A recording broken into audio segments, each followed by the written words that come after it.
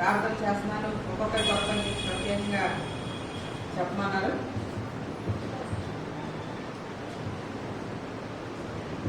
హల్లెలూయా. పరిస్థితులు అనుకూలంగా లేకపోయినప్పటికీ మందిరంలో చక్కటి ఆరాధనలు మనకు జరుగుతున్నాయి. దాన్ని బట్టి దేవునికి వందనాలు చేస్తాం. ప్రభు ఇచ్చిన ఈ యొక్క మంచి ఆరాధన సమయం కొరకు మరి యొక్క కొత్త నెలలో దేవుడు మాకు ప్రవేశపెట్టేదంటే 11 నెలలకు అప్పుడు ఇస్తామంటే సంవత్సరం అయిపోతుంది. ఎంత త్వరగా రోజులు గడిచిపోయాయి. లాక్డౌన్ లో కొన్ని నెలలే గడిచిపోయాయి. అనేక మంది ఈ పరిస్థితుల్లో అనారోగ్యానికి గురయ్యి చాలా భయంకరమైన పరిస్థితుల్లోకి మనుషులు వెళ్ళిపోయినప్పటికీ దేవుడు ఆయన కృపలో మనందరినీ కూడా భద్రపరిచి కాపాడి ఆయన ఇచ్చిన ఆరోగ్యం కొరకు ఆయన అనుగ్రహిస్తున్న ఇలాంటి ఆనందకరమైన ఆయన ఆరాధించుకోగలిగిన పరిస్థితుల కొరకు దేవుడికి మరొకసారి వందనాలు చెల్లిద్దాం. హల్లెలూయా.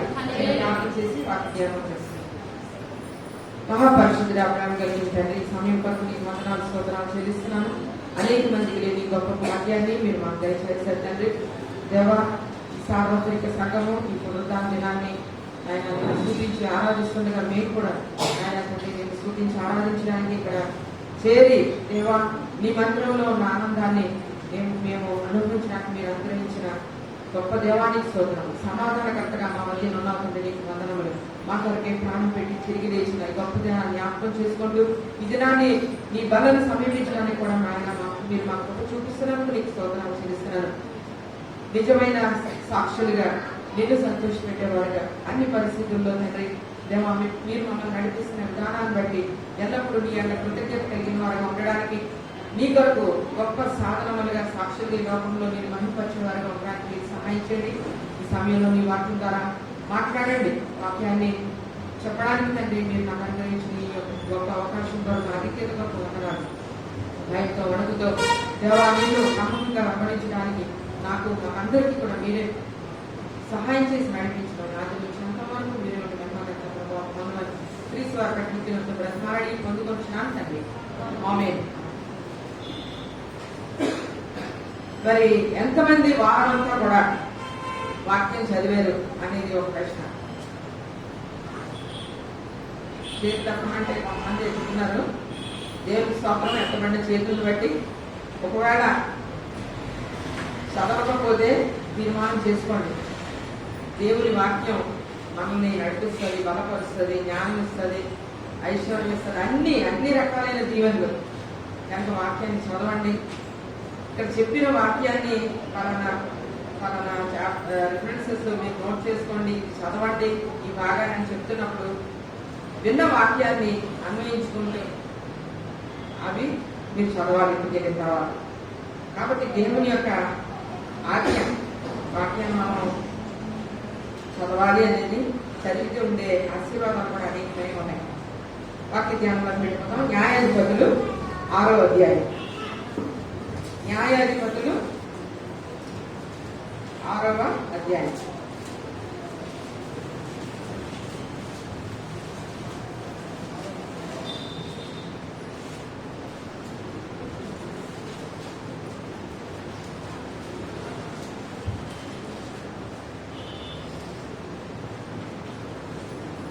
ఈ 6వ అధ్యాయంలో ఉన్న కొన్ని విషయాలు ముందుగా నేను చెప్తున్నాను తెలియని వాడి వరకు. ఇశ్రాయేలీయులు యెహోవా దృష్టికి దోషులయ్యి ఉన్నందున 7 సంవత్సరాలు మిద్యానీయుల చేతికి ఇశ్రాయేలుని దేవుడు అప్పగించేసాడు అన్నమాట. పాత నిబంధన కాలంలో మనం చూసినప్పుడు ఐగుప్తు దేశంలో ఇశ్రాయేలీయులు బానిసలు అయిపోయిన తర్వాత దేవుడు మోషేని ఒక నాయకుడిగా ఎన్నుకొని వారిని బయటకు తీసుకురావడానికి ఆయన నిలబెట్టుకున్నారు. ఆ తర్వాత ఇంకోటి వారు రక్షించారు. అయితే ఇశ్రాయేలుని ఎప్పుడు రక్షించి అనేకమైన దీవెన ఆశీర్వాదాలతో నింపి మీరు నన్ను వెంబడించండి, నా ఆజ్ఞలు గైకొనండి, నన్ను వెంబడిస్తే నా ఆజ్ఞలు గైకొంటే మీకు ఇలాంటి దీవెనలు ఉంటాయని ఎప్పుడు వాళ్ళకి అనేకమైన రీతిగా యెహోవా దేవుడు బయలుపరుస్తూ ఉండేవారు, మాట్లాడుతూ ఉండేవారు. అయితే ఎప్పటికప్పుడు ఇశ్రాయేలీయులు దీవెనాశీర్వాదాలు పొందుతూ దేవుని యొక్క ఆజ్ఞలు ఇవి అని తెలిసిన తర్వాత కూడా వాటిని మీరుతూనే వచ్చారు. దేవునికి వ్యతిరేకంగా తయారైపోయేవారు. అయినా సరే దేవుడు ఎప్పటికప్పుడు వాళ్ళని రక్షిస్తూనే వచ్చాడు. ఏదో ఒక పరిస్థితుల్లో వాళ్ళకి బుద్ధి చెప్తూ మళ్ళీ తిరిగి వాళ్ళని రక్షిస్తూనే వచ్చాడు. అదే పరిస్థితుల్లో ఇక్కడ 6వ అధ్యాయంలో కూడా మనం చూస్తున్నాం. యెహోవా దృష్టికి వారు భయంకరమైన దోషులుగా మారిపోయినప్పుడు మిద్యానీయుల చేతికి, అంటే శత్రువుల చేతికి వాటిని అప్పగించేశారు. 7 సంవత్సరాల ముందు. అక్కడ వాడు చేసిన తప్పు ఏంటంటే యెహోవా దేవుని విడిచిపెట్టేసి బయలు దేవతని, అషారోతు దేవతని వాళ్ళు పూజించడం మొదలుపెట్టారు. వాటికి బలిపీఠాలు కట్టి వాటికి బలులు అర్పిస్తూ యెహోవా దేవునికి ఎంతో దుఃఖం కలిగించిన వారుగా ఉన్నారు. అయితే ఆ పరిస్థితుల్లో ప్రవక్తను పంపి మీరు వారి మధ్య ఉన్నప్పటికీ వారి యొక్క క్రియలు నేర్చుకోవద్దు, వారి తట్టు తిరగద్దని అన్యుల మధ్య ఉన్నప్పుడు ఇశ్రాయేలీయులకి దేవుడు ప్రవక్తను పంపి చెప్పాడని కూడా అక్కడ ఉంది. 7వ వచనంలో అక్కడ ప్రవక్తను పంపినట్లుగా 8వ వచనంలో ఇశ్రాయేలీయుల యొద్దకు ప్రవక్తను ఒకరిని పంపాను, వారితో ఇలాగ ప్రకటించాను అని అక్కడ ఉంది.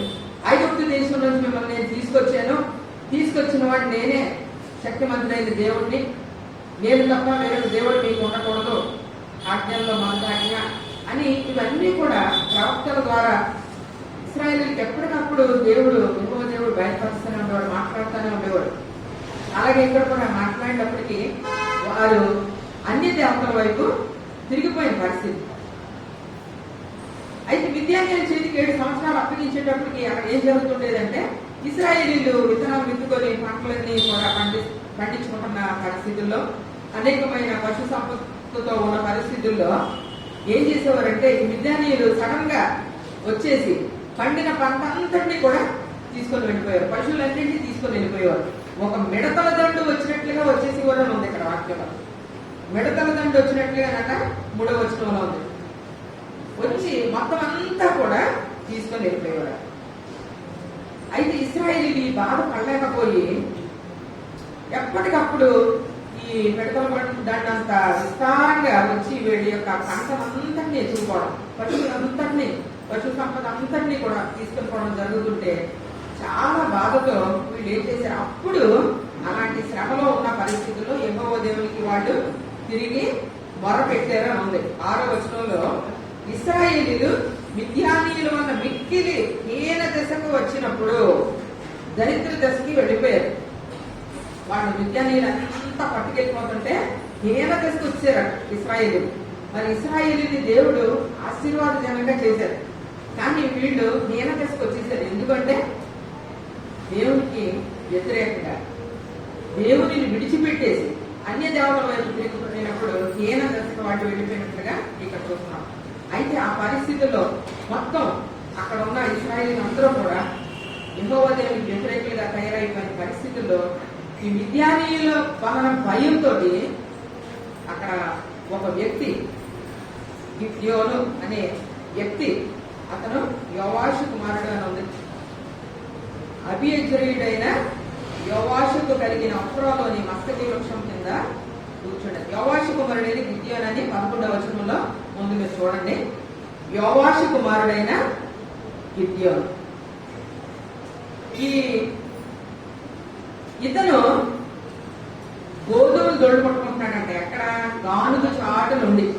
గానుగది ఏంటి అంటే అక్కడ మనకి ఇక్కడ బైబిల్లో గానుగలు ఉంది, కానీ అది మామూలుగా హిస్టరీలో చూస్తే ఆ గానుగ ఏంటంటే ద్రాక్షారసాన్ని తీసే గానుగట.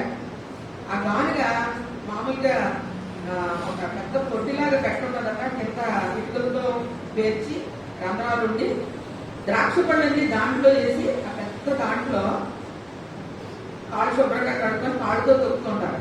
తొక్కుతుంటే ఈ రసం అంతా ఆ పక్కన వేరే దానికి ఆ రంధ్రాల నుంచి క్రిందకు వస్తుంది. అది ఆ గానుగ దానిలోని ఉండి గోధుమల్ని దొడగొట్టుకుంటాడట. ఎందుకు మిద్యానీయులు గోధుమలు దొడగొట్టుకుంటున్నట్టుగా చూస్తే లేక వ్యక్తిని చూస్తే ఏం చేస్తారు, ఉన్న గోధుమలు కూడా పట్టుకుపోతారు, మనుషులు కూడా ఏమైనా చేస్తారని వాడి భయంతో అతను గోధుమలు దొడ్డు కొట్టుకుంటూ ఘాటుగా భయంతో ఉన్న పరిస్థితి అక్కడ. అయితే అక్కడ యెహోవా దూత అతను కనపడి ఏమని పిలిచిందంట 12వ వచనంలో, పరాక్రమం గల బలాఢ్యుడా యెహోవా నీకు తోడై ఉన్నాడు. భయంతో దాపుని ఉన్న వ్యక్తిని దేవుని దూత ఏమని పిలుస్తున్నాడు? పరాక్రమం గల బలాఢ్యుడా యెహోవా నీకు తోడై ఉన్నాడు అని చెప్తే ఇతను చాలా ఆశ్చర్యంగా, లేకపోతే ఏంటి ఇదేంటి వెనకాలంగా ఉందా అని అనుకున్నాడేమో కూడా. యెహోవా మాకు తోడుగా ఉంటే ఈ బాధ ఎందుకు మాకు? యెహోవా నీకు తోడుగా ఉన్నాడు అంటున్నావు కదా, యెహోవా నాకు తోడుగా ఉంటే, మాకు తోడుగా ఉంటే ఈ బాధ ఏంటి? విద్యాలయంలో ఈ శ్రమలేంటి? మాకు ఇంత హీనదశకు వెళ్ళిపోవాల్సిన అవసరం ఏంటి? యెహోవా మాకు తోడై ఉంటే. ఐగుప్తులోంచి దేవుడు తీసుకొచ్చినప్పుడు యెహోవా దేవుడు ఈ అద్భుతాలు చేశాడు, ఆ అద్భుతాలు చేశాడు అని చెప్పి ఎన్నో విషయాలు మేము వింటున్నాం కదా, అవన్నీ ఏమైపోయాయి ఇప్పుడు? ఎందుకు జరుగుతలేదు అని యెహోవా దూతను అక్కడ ప్రశ్నిస్తూ అక్కడ ఒక మాట అంటున్నాడు. యెహోవా మమ్మల్ని మాకు ఇప్పుడు విడిచిపెట్టేశాడు. 11వ వచనం చివరి వచనంలో ఉంది, చివరి భాగంలో యెహోవా మమ్మల్ని విడిచిపెట్టి మిద్యానీయుల చేతికి అప్పగించేశాడు. అందుకే మాకు ఈ శ్రమ, ఈ బాధ అని అక్కడ చెప్తున్నాడు. అయితే అక్కడ 14వ వచనంలో ఏం చెప్తున్నాడంటే, యెహోవా అతని తట్టు తిరిగి బలము తెచ్చుకొని వెళ్ళి మిద్యానీయుల చేతిలో నుండి ఇశ్రాయేలు రక్షించుకో. అప్పుడు గిద్యోనుతో ఏం చెప్తున్నాడు యెహోవా దేవుడు? నువ్వు బలం తెచ్చుకో, లేవు, నువ్వు వెళ్ళు, ఇశ్రాయేలుని విడిపించు. ఈ బాధలు, ఈ శ్రమలు ఇవన్నీ వచ్చాయని అంటున్నావు కదా, నువ్వు విడిపించు వాళ్ళని. నిన్ను నేను పిలుస్తున్నాను, రమ్మంటున్నాను, నేను ఎన్నుకున్నాను అని అక్కడ గిద్యోనుతో యెహోవా దేవుడు మాట్లాడినప్పుడు అప్పుడు అతను అంటున్నాడు, నేను ఎంతటి వాడిని? మనష్షే గోత్రంలో చాలా తక్కువ వాడిని. మనష్షే అంటే మీకు జ్ఞాపకం చేస్తున్నాను, మనష్షే అంటే యోసేపు పెద్ద కుమారుడు మనష్షే. కనుక అబ్రహాము, ఇస్సాకు, యాకోబు పితరులు. ఆ యాకోబు యొక్క కుమారుడు యోసేపు యొక్క పెద్ద కుమారుడు మనష్షే. ఆ మనష్షే గోత్రంలోంచి నేను వచ్చిన వాడిని. నేను ఎంతకండి? ఆ మనష్షే గోత్రంలో కూడా మా కుటుంబం చాలా చిన్నది, తక్కువైంది. ఆ కుటుంబంలో కూడా నేను కనిష్ఠుడిని, ఆఖరి వాడిని. మరి బైబిల్లో చూసినప్పుడు జ్యేష్ఠ కుమారుడికి ఒక ప్రత్యేకమైన ఆశీర్వాదము, ప్రత్యేకత ఉన్నట్టుగా మనకు కనిష్ఠుడు. కాబట్టి అంటున్నాడు, నేను అందులోనే ఆఖరుడు మా ఇంట్లో, మా కుటుంబం కూడా మనష్షే గోత్రంలో చాలా చిన్నది అని ఇలాగా చాలా తగ్గించుకొని అతని యొక్క పరిస్థితిని అక్కడ చిన్నగా చెప్తూ మాట్లాడుతున్నప్పుడు అప్పుడు యెహోవా దేవుడు అంటున్నాడు, అయినానేమి 16వ వచనం, అయినానేమి నేను నీకు తోడయ్యుండు కనుక నేను నీకు తోడై ఉంటాను కాబట్టి ఒక్క మనిషిని చంపినట్లుగా మొత్తం అందరూ ఒకసారి చెప్పేస్తాను అని చెప్తున్నాడు. ఇక ఒక్క మనిషిని చంపినట్లుగా మొత్తం విద్యాలయాన్ని చంపేస్తాం అంటే ఇది నీ శక్తి వల్ల జరగదు, నేను నీకు తోడై ఉంటాను కాబట్టి నా శక్తిని బట్టి ఒక్క మనిషిని చంపినట్లుగా మొత్తం విద్యాలయం అందరినీ నువ్వు చంపేస్తావు అని చెప్పినప్పుడు, అయితే నువ్వు నాతో మాట్లాడుతున్న వాడివి నువ్వే, యెహోవా దేవుడివి, నాకు తోడై ఉంటావు అనడానికి నాకు ఒక సూచన ఇయ్యి అని చెప్పి అడుగుతాడు. అక్కడ అడిగితే సూచన ఇస్తాడు. ఏంటంటే అక్కడ బలిపీఠం మీదకి రొట్టెలు, మాంసం అన్ని తెచ్చిన తర్వాత, నీళ్లు పోసిన తర్వాత అగ్గి పెట్టకుండా కర్రతో ఇలా ముట్టేటప్పటికి అక్కడ అదంతా కూడా దహించి వేయబడింది. అప్పుడు గిద్యోను నమ్మి, అయిపోయి నేను దేవుని చూశాను, దేవుని దూత నాతో మాట్లాడాడు అని చెప్పి అక్కడ నమ్మాడు. నమ్మిన తర్వాత అప్పుడు యెహోవా దేవుడు మళ్ళీ చెప్తాడు, నీవు నీ తండ్రి కట్టిన బలిపీఠం ఉంది కదా, బయలుదేవత కట్టేటట తండ్రి. గిద్యోను యొక్క తండ్రి బయలుదేవతకి బలిపీఠం కట్టాడు, 25వ వచనంలో ఉంది. కాబట్టి ఈ రాత్రి అక్కడికి నీ తండ్రి కట్టిన బలిపీఠం ఉంది కదా, ఆ బలిపీఠం మీద నువ్వు నాకు అర్థం అర్పించు, దాన్ని కొట్టేసే. ఆ బలిపీఠాన్ని, బయలుదేవత బలిపీఠాన్ని కొట్టేసి, దాన్ని పడగొట్టేసి నా కొరకు బలిపీఠం కట్టి అక్కడ నువ్వు బలి అర్పించాలి.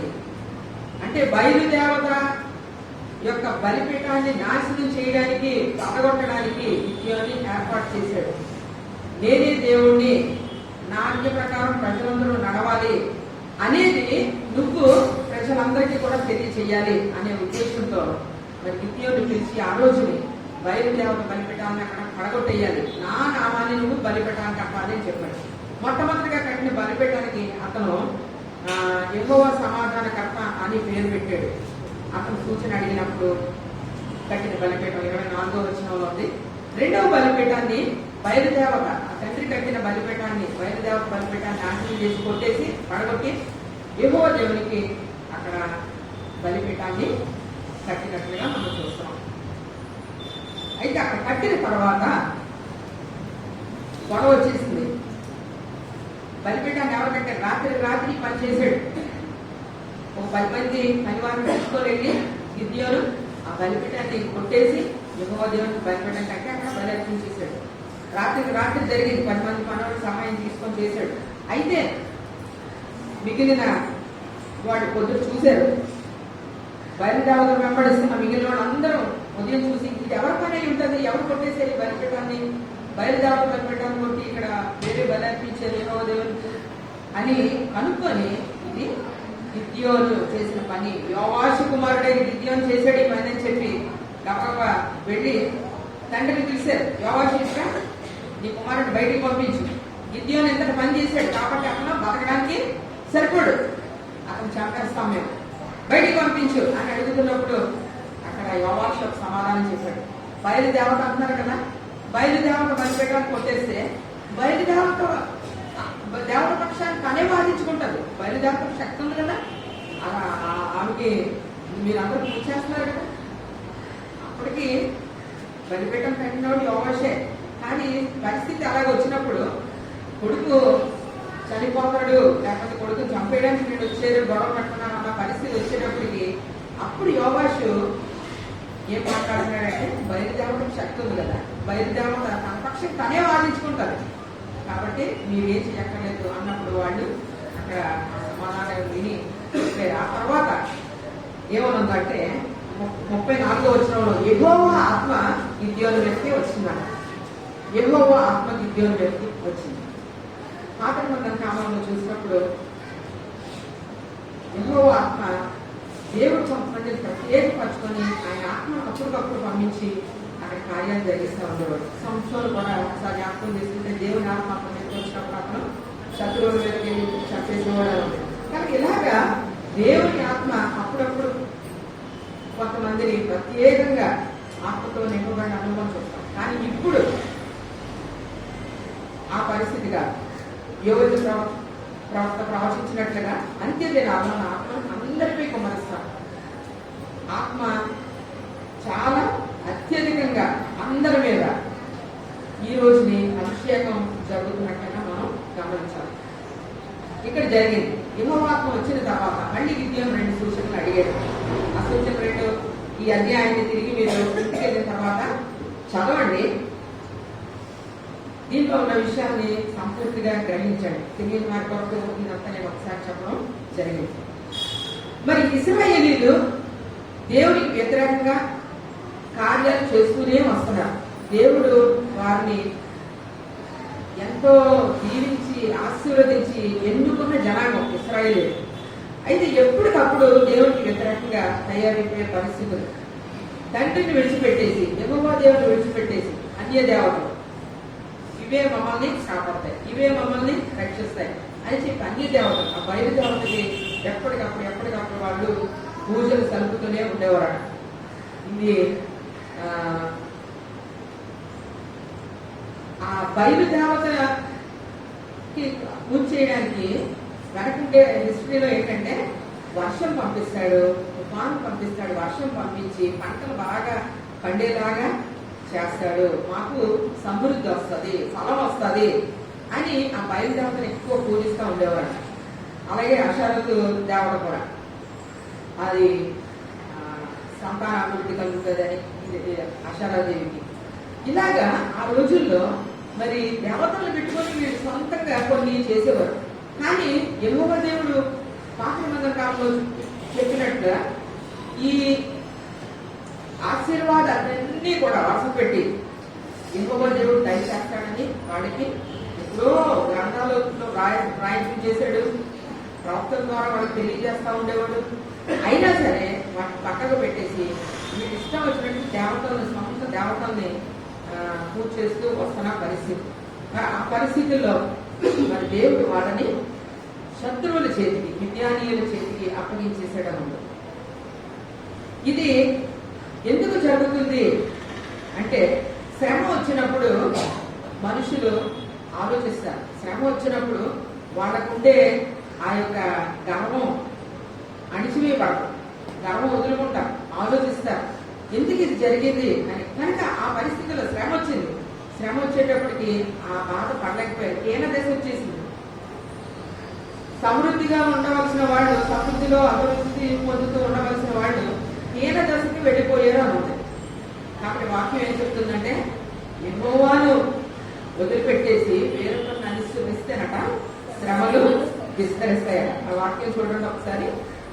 యెహోవాను విడిచి, కీర్తనలు 16వ అధ్యాయం 14వ వచనంలో ఆ మాటలు ఉన్నాయి. యెహోవాను విడిచి వేరొకరిని అనుసరించు వారికి శ్రమలు విస్తరించును. యెహోవాను విడిచి, ఈయన మొదలు కీర్తనలు 16వ అధ్యాయం 14వ వచనం, అది 4వ వచనం. యెహోవాను విడిచి వేరొకరిని అనుసరించు వారికి శ్రమలు విస్తరించును.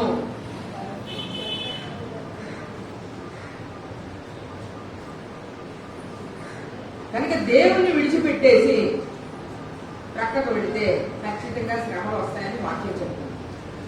ఏ దేవుడైతే మనం దీవించాలో, ఆశీర్వదించాలో ఆ దేవుడిని ప్రక్కకు పెట్టేస్తే, తెలియక అన్ని దేవతల వైపు ఉంటే అది వేరే సంగతి. యెహోవా ఎవరో తెలుసు, యెహోవా కార్యాలు ఏంటో తెలుసు. ఐగుప్తులో నుంచి బయటకు తీసుకొని వచ్చిన తర్వాత వాటిని అక్కడ రాయించి మీ తరానికి ఇవన్నీ తెలియచేయండి అని చెప్పి దేవుడు ఒక ఆజ్ఞ పెట్టాడు వాడు. కాబట్టి తెలుసు. గిద్యోను దగ్గరికి దోత వచ్చినప్పుడు గిద్యోను ఏమంటున్నాడు, ఐగుప్తులో నుంచి దేవుడు తీసుకొని వచ్చినప్పుడు ఇలా చేసాడు, అలా చేసాడు, ఇన్ని అద్భుతాలు జరిగాయి, అన్ని అద్భుతాలు జరిగాయి అని చెప్తున్నారు కదా. ఇప్పుడు ఏంటి, ఇప్పుడు ఎందుకు జరుగుతలేదు, దేవుడు మమ్మల్ని విడిచిపెట్టేశాడు కదా అంటాడు. అంటే తెలియక కాదు, వాడికి తెలుసు. దేవుని యొక్క శక్తి తెలుసు, దేవుని యొక్క కార్యాలు, అద్భుతాలు అన్నీ తెలుసు. కానీ పక్కన పెట్టేస్తారు. మరి విశ్వాసులుగా కొన్నిసార్లు మనం అనుకున్నట్టు జరగకపోతే, లేకపోతే ప్రార్థన చేసిన దానికి ఇమ్మీడియట్ గా వెంటనే జవాబు రాకపోతే, లేకపోతే ఏదైనా పరిస్థితి మనకు అనుకూలంగా జరగకపోతే వెంటనే మనసులోకి ఏమొస్తుందంటే, దేవుడు నా ప్రార్థన అన్యదేమో, దేవుడు నన్ను విడిచిపెట్టేసేదేమో, శ్రమ ఎందుకు వచ్చింది లేకపోతే నాకు. వాడికి బాగా జరుగుతున్నాయి, నాకు జరుగుతలేదు, నేను ప్రార్థన చేస్తున్నాను అయినా సరే నాకు జరుగుతుంది. ఇలాంటి మనసు వస్తూనే ఉంటాం. కానీ ఇక్కడ వాక్యం సెలవిచ్చినట్లు దేవుడిని విడిచిపెట్టి వేరే తప్పు తిరిగితే శ్రమ వచ్చిందని దేవుడిని విడిచిపెట్టమని కాదట. అలాంటి హృదయం రాకుండా ఉండాలని వాక్యం చెప్తుంది. హెబ్రీ పత్రిక ఒకసారి వాక్యం చేయండి. హెబ్రీ 3వ అధ్యాయం, హెబ్రీయులకు రాసిన పత్రిక 3వ అధ్యాయం 12 నుంచి చదువుతుంటే అక్కడ హెబ్రీ 3:12. సహోదరులారా, జీవము గల దేవుని విడిచిపోవునట్టు విశ్వాసము లేని దుష్ట హృదయము మీలో ఎవరైనా ఒకవేళ ఉండునేమో అని జాగ్రత్తగా చూసుకోండి. ఇక్కడ ఏమనుంది, జీవము కలిగిన దేవుణ్ణి విడిచిపోవునట్టి విశ్వాసము లేని దుష్ట హృదయం మీలో ఎవరి ఎంతైనా ఒకవేళ ఉండునేమో అని జాగ్రత్తగా చూచుకొనుడి. ఇది దేవుని యొక్క మాటలు. ఒకవేళ విశ్వాసాన్ని విడిచిపెట్టేసి దేవుడి నుంచి ప్రక్కకు వెళ్ళిపోయే పరిస్థితి ఒకవేళ వస్తుందేమో చూసుకోండి జాగ్రత్తగా. అలాంటి హృదయం మీలో ఉంటుందేమో జాగ్రత్తగా చూసుకోండి అని ఇక్కడ వాక్యం చెప్తుంది. 13వ వచనంలో, నేడు మీరు ఆయన శబ్దము విని ఎడల కోపము పుట్టించినప్పటి వల్లే మీ హృదయములను కఠినపరచుకొనకూడదని ఆయన చెప్పారు. పాపము వలన కలుగు భ్రమ చేత మీలో ఎవడు కఠినపరచబడకూడనట్లు నేడు అను సమయం ఉండగానే ప్రతి దినము ఒకరికొకడు బుద్ధి చెప్పుకొనడు. యానయంగా మొదటి నుండి మనకున్న దృఢ విశ్వాసం అంత మట్టు గట్టిగా చేపట్టిన ఎడల క్రీస్తులో పాలివారమై ఉండును.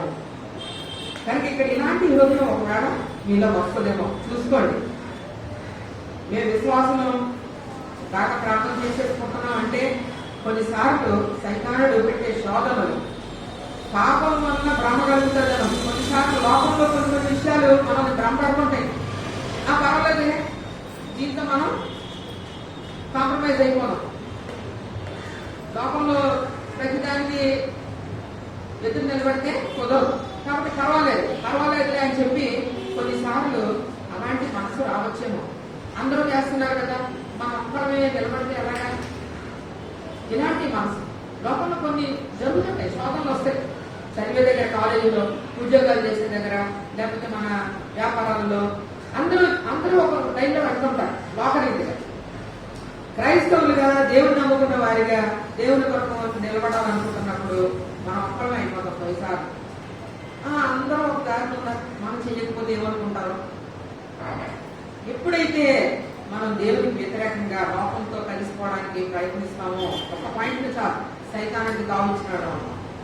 సైతానుడు మన ఆశీర్వాదాలను దొంగిలించడానికి, మన విశ్వాసం నుండి మనం కక్క తప్పించడానికి కొన్నిసార్లు లోకంలో భ్రమ కలుగుతూ ఉంటాం. కాబట్టి అలాంటి భ్రమ కలగడం వలన లేకపోతే అలాంటి పరిస్థితిలో మీరు లొంగిపోతారేమో, జాగ్రత్తగా ఉండండి అని చెప్పి వాక్యం ఇక్కడ సెలవిస్తుంది. జీవము గల దేవుణ్ణి విడిచిపోనట్టి విశ్వాసం లేని దుష్ట హృదయం ఒకవేళ ఏర్పడుతుంది. కొన్నిసార్లు మన నమ్ముకున్న దాన్ని ప్రక్కన పెట్టేస్తాం. అదే విశ్వాసాన్ని ప్రక్కన ఏ దేవుణ్ణి అయితే నమ్మి మనం ఎక్కచ్చిగా నిలబడతా ఉంటామో కొన్నిసార్లు ప్రక్కన పెట్టేసే పరిస్థితులు వస్తాయి, శోధనలు వస్తాయి, పరిస్థితులు అనుకూలంగా ఉండవు. అయితే అలాంటి పరిస్థితుల్లో దేవుని విడిచిపెట్టే పరిస్థితి రాకుండా మనం చూడాలి. శ్రమ వచ్చినప్పుడు మరి దేవుడి నుంచి దూరంగా వెళ్ళడం కాదు, కానీ శ్రమ వచ్చినప్పుడు దేవునికి ఇంకా దగ్గర కాదు.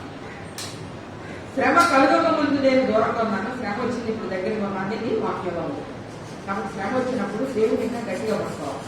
దేవా ఏంటి దీనిలో నాకు ఏమి నేర్పిస్తావు, ఈ శ్రమ ద్వారా నాకు ఏం తెలియజేస్తావు, నేను ఇంకా నీకు సమీపం కావాలి, దీన్ని ప్రేమించడానికి ఇదొక మార్గంగా చెయ్యి అని చెప్పి మనం ప్రార్థన చేసుకోవాల్సి ఉన్నది. కనుక గిద్యోని ఇక్కడ మరి ఒక ప్రశ్న అడుగుతున్నారు. గిద్యోన్ని యెహోవా వచ్చి పరాక్రమం గల బలాఢ్యుడా, యెహోవా నీకు తోడై ఉన్నాడు అని చెప్పి అక్కడ మాట్లాడడం చూస్తున్నాం. 12వ వచనం పరాక్రమము గల బలాఢ్యుడు. మరి గిద్యోను పరాక్రమము గల బలాఢ్యుడిని అని అనుకొని ఉండడు. ఎందుకంటే అతని యొక్క పరిస్థితి చూస్తే భయంతో చాటుగా ఉండి ఉన్నాడు, చాటుగా ఉండి గోధుమలు దొరకొట్టుకుంటున్నాడు. కాబట్టి అతనికి ఒక రకంగా చెప్పాలంటే అంత పరాక్రమం గల బలాఢ్యుని అనుకోవట్లేదు. నేను చాలా గొప్ప విశ్వాసంతో ఉన్నాను, దేవుని కొరకు వ్యతిరేకించి నిలబడిపోతానని కూడా అనుకున్న పరిస్థితి కాదు. చాటుగా మాటుగా అతనుకున్న తెలిసిన విషయాలు ఏదో జాగ్రత్తగా ఉండి చాటుగా ఉండి నడుస్తున్న వ్యక్తిగా కనబడుతున్నాడు అక్కడ. అయితే అలాంటి వ్యక్తి దగ్గరికి వచ్చి దేవునితో ఏమన్నాడు, పరాక్రమం గల బలాఢ్యుడా, యెహోవా నీకు తోడై ఉన్నాడు. కొన్నిసార్లు మనం చూసుకుంటాం, మనల్ని మనం చూసుకొని ఎప్పుడు కూడా చాలా చిన్నగా అనుకుంటాం. కానీ దేవుడు మనల్ని చూసే దృష్టి వేరుగా ఉంటారు. దేవుడు మనల్ని చాలా ఉన్నతంగా చూస్తాడు, ఉన్నతమైన లక్షణాలను మనలో గుర్తిస్తూ ఉంటాడు ఆయన. కానీ మనల్ని మనం మాత్రం చూసుకున్నప్పుడు నాకేం తెలియదు, నాకేమీ రాదు, నేనేమీ చేయలేను, వాళ్ళలాగా ఉండలేను, వీళ్ళలాగా ఉండలేను, కాబట్టి నేను ఎందుకు పనికిరాను అని ఇలాగా మనల్ని మనం చూసుకుంటాం. మనం చూసుకున్నంత సేపు ఏమీ దేవుడి కొరకు ముందుకి వెళ్ళలేము. పర్సనాలిటీ డెవలప్మెంట్ అని కాలేజ్లో స్టూడెంట్స్ కి చెప్తా ఉంటారు. ఏం చెప్తారు, కాన్ఫిడెన్స్ ఉండాలంటారు. నేను చేయగలను, నేను వెళ్ళగలను, నేను చదవగలను, నేను పరీక్ష రాస్తాను, నేను పాస్ అవుతాను. ఇవన్నీ పర్సనాలిటీ డెవలప్మెంట్ అని చెప్పి స్టూడెంట్స్ నేర్చుతూ ఉంటారు. బైబిల్ ఎప్పుడో ఉన్నాయి పర్సనాలిటీ డెవలప్మెంట్, కమ్యూనికేషన్ స్కిల్స్ ఇవన్నీ నేర్పుతున్నారు ఇప్పుడు ఇక్కడ, ఎథిక్స్ అండ్ వాల్యూస్ స్టూడెంట్స్. కానీ దేవుడు ఏం చెప్తున్నాడు, నువ్వు నా దృష్టిలో చాలా గొప్పదాన్ని, ఉన్నతమైనదాన్ని, కాబట్టి నేను ప్రేమిస్తున్నాను. అసలు మన దేవుడు ఏంటి, మనం ఏంటి అనేది ముందు మనం గుర్తించాలి. మన దేవుడు గుర్తించాలి మొట్టమొదటిగా, తర్వాత మనం ఏంటో కూడా గుర్తించుకోవాలి. మన దేవుడిని ఆరాధిస్తున్నప్పుడు రకరకాలుగా మనం పదాన్ని పెట్టి పాటలు పాడతాం, ఆరాధిస్తాం, స్తుతిస్తాం. దేవాలు పరాక్రమవంతుడు, సర్వశక్తిమంతుడు, గొప్ప దేవుడు, నా కొండవి, నా కోటవి, నువ్వు నా కాదు స్థలానివి, నేను నీతిమంతుడు, అక్కడికి వెళ్ళి నీ దగ్గరికి వెళ్ళి సురక్షితంగా ఉంటాడు. ఇలాంటి మాటలతో మనం ప్రార్థన చేసినప్పుడు దేవుడు మన పక్షంగా ఉన్న మన విరోధి ఎవరు, ఇలాంటి గొప్ప గొప్ప వాక్యాలు, వాగ్దానాలు ఆయన వల్ల మనం పొందుకున్నాం. కాబట్టి ఆయన ఏంటో మొట్టమొదటిగా మనం జ్ఞాపకం చేసుకోవాలి. చిన్న పిల్లోడిని ఒక తల్లి కానీ తండ్రి కానీ చిన్న పిల్లోడిని తీసుకెళ్తే చాలా ధైర్యంగా చేయబట్టుకొని వెళ్ళిపోతూ ఉంటాడు. ఒక్కడే వాడమంటే నాకు భయం రాంటాడు. ఎందుకు? పెద్దోడు ఎవరైనా ఉంటే ధైర్యం. మరి ఇలాంటి ధైర్యాన్ని ఎల్లప్పుడూ దేవుడు మనకి ఇస్తూనే వస్తున్నాడు. ఆయన పరాక్రమశాలి, గొప్ప దేవుడు. అలాంటి దేవుని కలిగిన మనం ఎంత గొప్పవాడు. ఆ తర్వాత దేవుడు మనల్ని ఏ పరిస్థితుల్లో ఉంచాడు, మనం ఏంటి ఆయన దృష్టిలో అనేది కూడా ఉండాలి. మనం ఏంటి అంటే ప్రతి ఒక్కరు కూడా భూమి మీద పుట్టిన ఒక్కడు ప్రతి ఒక్కరు కూడా దేవునికి సన్నిహితంగా అయిపోతారు అని నేను చెప్తలేదు. ఎప్పుడు అవుతారు అంటే దేవునికి మీ హృదయాన్ని ఇచ్చి, మీ జీవితాన్ని ఇచ్చి దేవుని చేతుల్లో మిమ్మల్ని మీరు సమర్పించుకున్నాడు. కనుక ప్రతి వ్యక్తి కూడా దేవునికి ఒక కుమార్తెగా, ఒక కుమారుడిగా అవ్వాలి అంటే ఆయన అంగీకరించాలి. ఈ హృదయాన్ని ఆయనకి ఇవ్వాలి, మారు మనసు పొందాలి, ఆయన చేతులకి అప్పగించుకోవాలి, ఆయనకు సమర్పించుకోవాలి. అప్పుడు ఆయన కుమార్తెగా యోహాను 1:12 ఎప్పుడు గుర్చేస్తుంటారు. ఆయన కుమారుడు చెప్పు ఆయన అధికారాన్ని అనుగ్రహిస్తాడు, ఆయన అంగీకరించాలి. ఆ తర్వాత యోహాను సువార్త 12వ అధ్యాయంలో చూసినప్పుడు ఆయన స్నేహితులుగా పిలుస్తున్నాడు, అన్నాడు. స్నేహితులుగా పిలుస్తున్నాడు. స్వకీయ సంపాద్యంగా నేను మిమ్మల్ని చేసుకున్నాను అన్నాడు. రాజులైన యాజక సమూహంగా చేసుకున్నాను. మీరు నా సొత్తు, నా సొత్తుని ఎవరో కూడా నా చేతుల నుంచి అపహరింపలేదు. మిమ్మల్ని విడువను ఎడబాయి. కాబట్టి దేవుని చేతుల్లో మనం అట్టి స్థితుల్లో మనం ఉన్నామనే విషయాన్ని జ్ఞాపకం చేసుకోవాలి. మొట్టమొదటి ఏదైనా పరిస్థితి వచ్చినప్పుడు, శ్రమ వచ్చినప్పుడు ఆయన ఏంటో, నా తండ్రి ఏంటో, నేనేంటో, మా ఇద్దరికి మధ్య ఉన్న సంబంధం ఏంటో అనేది మనకు తెలిస్తే మనం భయపడవలసిన అవసరం లేదు.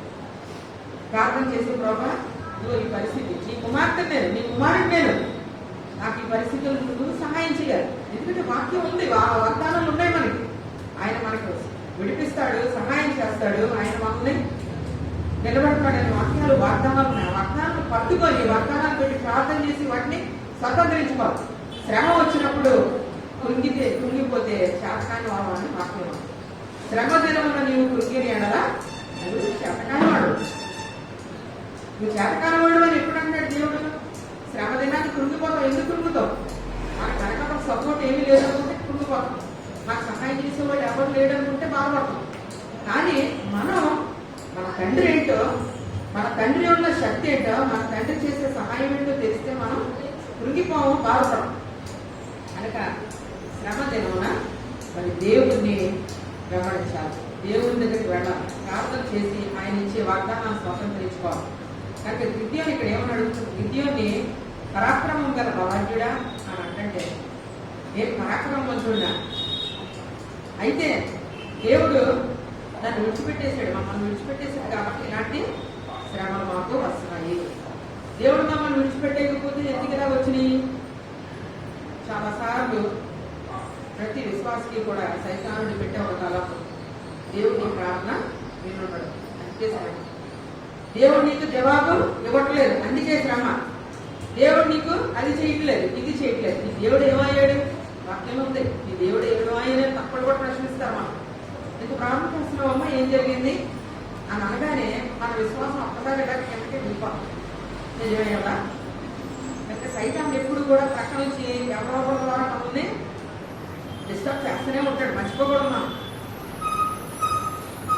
అవును కదా? మా సిస్టర్ పక్కన ఉన్న సిస్టర్ చెప్పింది చాలా కరెక్ట్. నిజంగా ఇంత ప్రార్థన చేస్తే నాకు ఏం జరగలేదు కాబట్టి ఆవిడ చెప్పిందే కాదు అని ఎన్నిసార్లు మనం ప్రక్కోళ్ళ మాటలకు చెరుగుతూ ఉంటాం అనేది మనం జ్ఞాపకం చేసుకోవాలి. ప్రక్కోళ్ళ మాటలకి ప్రక్కోళ్ళని కొన్నిసార్లు సైతాన్ని ఉపయోగించుకుంటాడన్న విషయం జ్ఞాపకం పెట్టుకోవాలి.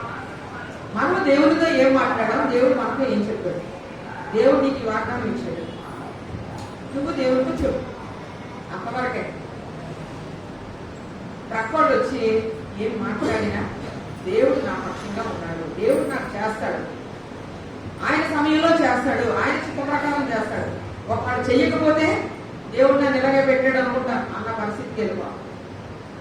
షట్రక్ మేషక్ అభివృద్ధిలో మాట నాకు చాలా ఇష్టం. ఆ దేవుడు రక్షించుటకు సమర్థుడు, అగ్నిగుండంలోంచి మమ్మల్ని రక్షిస్తాడు, రక్షించడానికి సమర్థుడు. ఒకవేళ రక్షించకపోయినా ఏం పర్లేదు, ఆయన కొరకు తెచ్చిపోతాం అని అనుకున్నాను. కనుక కొన్నిసార్లు మనం విశ్వాసంలో చాలా పట్టుదలగా ఉండాలి. దేవుడు నాకు చేస్తాడు, చెయ్యకపోతే సరే ఎప్పుడు చేస్తాడు అలాగే ఉంటాను అన్న ఆ యొక్క మొండితనం అంటే అదే విశ్వాసం. ఆ విశ్వాసంలోకి మనం ఎదగాలి. మరి ఇక్కడ గిద్యోను దేవుడు మనల్ని విడిచిపెట్టేశాడు కాబట్టి ఇలా జరుగుతలేదంటే అప్పుడు ఏం చెప్తున్నాడంటే, అయ్యా దేవుడు నిన్ను ఎన్నుకున్నాడు, నువ్వు బయటికి రా, నీకు తోడుగా ఉంటాడు దేవుడు, నీకు బలాన్ని ఇస్తాడు, నువ్వు బయటికి రా, సిద్ధపడు అని చెప్పి మనం యెహోవా దేవుడు మరి అక్కడ చెప్తున్నట్లుగా చూస్తున్నాం. 16వ వచనంలో ఏది నీకు తోడయుదును కనుక ఒకే మనిషిని హతము చేసినట్లు విద్యానేయుని నీవు హతము చేయుదువు అని చెప్తున్నాడు. విద్యను తను చూసుకున్నప్పుడు నేను చాలా కనిష్ఠుడిని, చిన్నోడిని అని చెప్పి మాట్లాడుతూ వచ్చాడు. అయితే దేవుడు కనిష్ఠుల్ని, చిన్నవాడిని, తెలివి లేని వాళ్ళని, బలహీనుల్ని ఎన్నుకునే దేవుడని వాక్యం చెప్తున్నాడు. ఆల్రెడీ మనకి ఈ వాక్యం ఒకసారి చూపించాను. కాబట్టి దేవుడు కిందనే ఎన్నుకున్నాడు గొప్ప గొప్ప కార్యాలు చేయడానికి. గిద్యోను ఈ సాకు చెప్తున్నాడు, నేను చిన్నవాడు కదా, నేను ఎలా చేయగలను. మోషే కూడా అదే చెప్పాడు, నేను ఎలా చేయగలను, నాకు నచ్చుతుంది, నేను ఎలా మాట్లాడగలను. అయితే దేవుడు చెప్పాడు, నువ్వు ఇచ్చింది ఎవరు, నేనే కదా. కానీ ఇలాగా బైబిల్లో చాలా ఎగ్జాంపుల్స్ ఉన్నాయండి, నేను చెప్తాలేదు. కానీ ఎన్నిక లేని వాడిని, కొన్ని లోపాలు ఉన్నవాడిని, అంటే మోషే బ్రతుకుందని చెప్తున్నాడు కదా, అలాగే ఇర్మియా భక్తుడు చెప్తున్నాడు, నేను బాలుండి, నేను బాలు అనవద్దు, నేను బలపరుస్తాను, నేను ఎలా వాడుకుంటాను. కానీ చాలాసార్లు మనం అనుకుంటాం, నేనేం చేయగలను, నాలో ఏముంది, నేను వాక్ చేయగలనా, నేను పాడగలనా, లేకపోతే నాకు అది చేయలేను, ఇది చేయలేను, కాబట్టి నేను ఒక మోహం ఉంటాను అంటే ఈరోజు ప్రభు చెప్తున్నాడు, పరాక్రమం గారు బలాడిగా మోహన్ ఇస్తున్నాడు, బయటికి రా, నువ్వు ఇశ్రాయేలుని మిద్యానీయుల చేతుల్లో నుంచి రక్షించాలి. ఎలా రక్షిస్తావు, నీ సొంత శక్తిని బట్టి కాదు, నేను నీకు తోడై ఉంటాను. కాబట్టి ఈ దినాన్ని నేనేం చేయలేను అని అనుకుంటే చేయగలరు.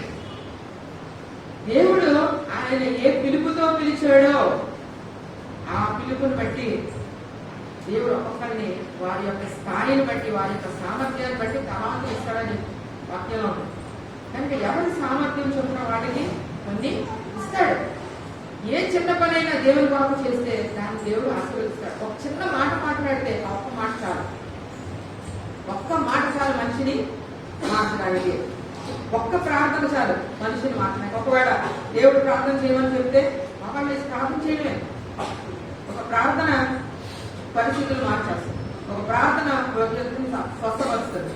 సంఘం ప్రార్థించినప్పుడు గొప్ప గొప్ప కార్యాలు జరిగాయి. అలాగే వ్యక్తిగతంగా ప్రార్థించినప్పుడు కుటుంబాల్లో, బయట, చుట్టుపక్కల గొప్ప గొప్ప కార్యాలు జరగడం ఎన్నో మనం చూస్తున్నాం. బయటలో చూస్తున్నాం, ఇప్పుడు బయట కూడా మనం చూస్తున్నాం. కనుక దేవుడు ఏం చెప్తున్నాడు, నాకేం చెప్తున్నాడు, నేనేం చెయ్యాలి అని నాకు ఏం లేదు. కానీ గుడికి వెళ్ళేసి అలాగ వచ్చి అలాగ వెళ్ళి అలాగ ఆరంభించుకొని వచ్చేస్తాను, నాకు ఇంటికి వచ్చింది ఇదంతా అనుకుంటే అది కరెక్ట్ కాదు. చాటులు ఉండడం దేవుని చిత్తం కాదు, ఏదో ఒక మూల ఉండడం దేవుని చిత్తం కాదు. ప్రతి వ్యక్తికి ఎవరి సామర్థ్యం చొప్పున వాళ్ళని దేవుడు నిలబెట్టి వాడుకుంటానని చెప్తాడు. కాబట్టి నీ సామర్థ్యం ఏంటి, నువ్వు చక్కగా పరిచయం చేయగలుగుతున్నారా, లేకపోతే చక్కగా ప్రకోడ్తో చక్కగా మంచి మాటలు ఆదరణకరంగా మాట్లాడగలుగుతున్నారా? ఇలాంటివన్నీ కూడా తలాంతరే. వ్యాపారానికి వెళ్ళినప్పుడు ఏదో కష్టంగా ప్రతి ఒక్కరు కూడా ఈ రోజు నీ బాధలు లేకుండా కష్టాలు లేకుండా రావడం ఉండదు. పలకరించామనుకోండి, ఇలా ఉందండి, ఈ బాధ ఉందండి, లేకపోతే ఇలా జరిగిందండి అని ఖచ్చితంగా ప్రతి ఒక్కరు చెప్తారు. మీరు ఆటో ఎక్కండి, ఆటోపై అంటే ఎక్కువ మంది ఉన్నప్పుడు కాదు, ఒంటరిగా ఉన్నప్పుడు అప్పుడప్పుడు పలకరించారు. బాబు ఏంటి, ఎక్కడ ఉంటావు, ఏం చేస్తావు అంటే ఖచ్చితంగా కష్టాలు చెప్తారు. ఎన్నో లక్ష్యాలు ఎత్తుకోవడం, ఆ లక్ష్యాలను ఎవరికి కలిపితే మనకు తారసపడే వాళ్ళని కలిపి చూడండి, వాళ్ళు ఏదో ఒకటి చెప్తారు. వాళ్ళ కొరకు ప్రార్థన చేయండి, వాటి పేరు గుర్తుపెట్టుకోండి, మళ్ళీ కనిపించినప్పుడు అడగండి, ఖచ్చితంగా వాళ్ళు తెలుసుకుంటారు దేవుడు. ఇలాంటి జరిగిన విషయాలు నేను చెప్తాను. కనుక ఆ స్టెప్ మనం తీసుకోవాలి. ఒక అడుగు మనం ముందుకు వేయడానికి ప్రయత్నిస్తే దేవుడు మనల్ని నడిపిస్తాడు. నువ్వు బయటకు రా అన్నప్పుడు నిత్యం బయటకు వచ్చి అడిగేసాడు. నువ్వెవరివని నేను అనుకోవాలి? నాతో మాట్లాడుతున్నావు, నువ్వేనా దేవుడివి, నా తండ్రివి? ఆ రోజు నీ 5వ దేశం నుంచి తీసుకొచ్చి అద్భుతాలు చేసినోడు నువ్వేనా? నేను ఎలా అనుకోవాలి? నిన్ను ఎలా నేను ఐడెంటిఫై చేయాలి, గుర్తించాను? ఆ రోజుని ఒక సూచన నేను అడిగాను. కానీ ఈ రోజు మన సూచన అడగవలసిన అవసరం లేదు. మన సూచనలు కనబడుతూనే ఉన్నాయి. మన దేవుడు మన మధ్య ఉన్నాడు. ఆ రోజునైతే యెహోవా దేవుడు ఆ ప్రవక్త ద్వారా మాట్లాడేవాడు. అవసరమైనప్పుడు ఆ విషయాన్ని బయలుపరుస్తూ ఉండేవాడు. కానీ ఇప్పుడు మనకి సమీపంగా ఉన్నాడు ఆయన దేవుడు, మన మధ్యన ఉంటున్నాడు, మనలో ఉంటున్నాడు. కాబట్టి దేవుడు ఎల్లప్పుడూ మనకి పిలిస్తే పలుకుతున్న దేవుడు, సమాధానం ఇస్తున్న దేవుడు. నాకు సూచన ఇయ్యి, అప్పుడు నేను వెంబడిస్తాను అనక్కర్లేదు. కొంతమంది ఏమంటారంటే, పౌలు భక్తుడిని సౌలుగా ఉన్నప్పుడు దాంట్లో వెళ్తున్నప్పుడు కనిపించి వెలిగేలాగా వచ్చి దాంట్లో నుంచి మాట్లాడి రక్షించుకున్నాడు కదా, నన్ను కూడా అలా రక్షించుకున్నాను అని అన్న యవనస్తులు నాకు తారసపడ్డారు. దేవుడికి నేను కావాలంటే నన్ను అలా రక్షించుకోమనండి. దేవుడికి నేను కావాలంటే ఇది మాట. దేవుడికి మనకు కావాలి, నిజమే. మనం ధృవీకరిస్తున్నా, ఆయన వ్యతిరేకిస్తున్నా, అమ్మా నువ్వు నాకు కావాలని చెప్పి దినమెల్లా ఆయన చేతులు చాచి పిలుస్తున్నాడు. అమ్మా నువ్వు నాకు కావాలి, నువ్వు ఇలా నశించుకోవడం నాకు ఇష్టం లేదు, నీ జీవితాన్ని ఇలా నాశనం చేసుకోవడం నాకు ఇష్టం లేదు, లోకంలో నువ్వు పడి కొట్టుకొని పోయి ఒక నాశనకరమైన జీవితం జీవించడం నాకు ఇష్టం లేదు, రమ్మ నా వైపు తిరుగు అని దేవుడు పిలుస్తూనే ఉన్నాడు ప్రతి వ్యక్తి. అయితే మనం ఏమంటామంటే, చాలా మంది ఏమంటారంటే, ఆయన కావాలంటే నన్ను రక్షించుకోమన్నాడు. ఏదో పిలిచి ఒక వెలుగు పంపించి ఒక స్వరం ద్వారా గంభీరంగా మాట్లాడి ఇలా కాదు. ఆయన యొక్క ప్రయాణం గుర్తించాలి. ఆ పాప నిబంధన కాలంలో అయితే ఆయన సూచనలు నమస్కార్యాలు అన్ని చేసి ప్రవక్తల ద్వారా చేశారు. అయితే ఈ దినాన్ని కూడా సూచనలు మహత్కార్యంలో అద్భుతాలు చేస్తూ ఆయన వాక్యాన్ని స్థిరపరచడం ఈ దినాల్లో కూడా జరుగుతున్నాయి. అయితే దానికంటే ముందు ఆయన సమీపంగా వచ్చి, అమ్మ నీ కొరకు నేను ప్రాణం పెట్టాను, నా విలువైన రక్తాన్ని నీ కొరకు చిందించాను, ఇదిగో నా చేతుల్లో గాయం నీ కొరకే, నా కాలంలో గాయం నీ కొరకే, నేను నీ కొరకు మరణించాను, నేను నిన్ను ప్రేమిస్తున్నాను, ఎవరూ ప్రేమించకపోయినా నేను నిన్ను ప్రేమిస్తున్నాను. ఈ భూమి మీద ప్రేమహీనతతో ఎంతో మంది కొట్టుకుపోతున్నారు, దారి దక్కేస్తున్నారు. కానీ యేసుప్రభు యొక్క ప్రేమని గుర్తించేలాగా చేయాలంటే అది మనం చేయాలి. ఆయన ప్రేమను మొట్టమొదటి గుర్తించిన వాళ్ళుగా ఉన్న ఒక్కొక్కరు కూడా ఎదుటివాడికి యేసుప్రభు ప్రేమను పంచేవారుగా ఉండాలి. అమ్మా నేను యేసుప్రభు ప్రేమిస్తున్నాడు. ఎంతమంది నన్ను ఇంట్లో ప్రేమించేవాళ్ళు లేరండి, నన్ను ఎవరో ప్రేమించరండి కాబట్టి చనిపోవాలనుకుంటున్నాను. కొంతమంది యవనస్తులు నేను మాట్లాడుతున్నప్పుడు వాళ్ళు పంచుకున్న మాటలు కొన్ని నేనంటే వాళ్ళకి ఇష్టం ఉండదు. మా అమ్మ ఎంతసేపు పెడుతుంటా, మా నాన్నగారు అసలు మాట్లాడు నన్ను ఎంతసేపు ఇలాగ ఎంతమంది యవనస్తులు. కానీ నిజమైన యేసయ్య ప్రేమని గుర్తిస్తే ఎవరో ప్రేమించకపోయినా నా దేవుడు నన్ను ప్రేమిస్తాడు. యేసయ్య నీ ప్రేమ అంటే నాకు చాలా చెప్పగలిగిన పరిస్థితి దేవుడు తీసుకొస్తాడు. ఎవరో ప్రేమించకపోయినా యేసయ్య నిన్ను ప్రేమిస్తున్నాడు. ఎవరు ప్రేమించకపోయినా యేసయ్య నిన్ను విడిచిపెట్టకుండా నిన్ను వెంటాడుతున్నాడు. ఇది మనం గుర్తించి ఆయనతో ఒక గొప్ప సంబంధాన్ని, మనం ప్రేమిస్తున్న దేవుడితో ఎల్లప్పుడూ అడ్డుకట్టబడిన జీవితాన్ని జీవిస్తూ ఇతన్ని ఆయన వైపుకి చెప్పాలి. గిద్యోన్ని నేను నీకు తోడై ఉన్నాను, నువ్వు బయటికి రా, వెళ్ళి ఇశ్రాయేలుని రక్షించు. ఈరోజు మనల్ని కూడా పిలుస్తున్నాడు, నువ్వు బయటికి వెళ్ళి నశించిపోతున్న వాళ్ళకి సువార్త చెప్పు. కరోనా భయంతో ఒడిపోతున్నారు జనం, చనిపోతున్నారు. చనిపోకముందు ఒక మాట యేసు ప్రభువుని గురించి వాళ్ళు విన్నారా? ఎంతమంది వీళ్ళు ఉంటారు? ఎంతమంది యేసు ప్రభువుని తెలియకుండా చనిపోయి ఉంటారు? యేసు ప్రభువుని కలిగిన మనందరం కూడా ఎవరి ఇళ్లలో వాళ్ళు చక్కగా సేఫ్గా ఉన్నాం. కరెక్టే, మంచిదే. కనీసం దేవుడి కొరకు నేను స్టెప్ ముందుకెయ్యాను. నేను చెప్పాలి, నా చుట్టుపక్కల ఉన్న వాళ్ళ పట్ల నేను భారంతో ఉండాలి, ప్రార్థన చెయ్యాలి. యెహోవా నాకు తోడుగా ఉన్నాడు, నన్ను రక్షించుకున్నాడు, నాకు ఈ పరిస్థితి ఇచ్చాడు, ఈ స్థితి ఇచ్చాడు, కాబట్టి నేను ఆయన కొరకు ఏం చేస్తాను? ఆ రోజు గిద్యోను ఒక అడుగు ముందుకు వేశాడు. ముందుకు వేసినప్పుడు దేవుడు చెప్తున్నాడు, నీకు నేను ఇస్తాను ఆ శక్తి, నేను నీకు తోడు ఉంటాను. కాబట్టి నువ్వు ఒక్కనే హతం చేసినట్టుగా మొత్తం ఉందని హతం చేస్తావు. అది దేవుని యొక్క ఆశీర్వాదం అలా ఉంటారు. యెహోవా ఆశీర్వదిస్తే అలా ఉంటారు, యెహోవా తోడుకుంటే అలా ఉంటారు. మనకు కష్టపడక్కలేదు, కొంచెం చేస్తే దేవుడు దాన్ని ఆశీర్వదిస్తాడు. కొంచెమైనా సరే దాన్ని ఆశీర్వదిస్తాడు. 5 రొట్టెలు 2 చేపల్ని ఆశీర్వదించిన దేవుడు మన యొక్క చిన్న కష్టార్జితాన్ని దేవుడు ఆశీర్వదిస్తాడు. మనం చెప్పే చిన్న మాటలే అవి పనిచేసేలాగా చేస్తాడు. మనం వేసే ఒక అడుగే పరిగెట్టేలాగా మనల్ని చేస్తాడు.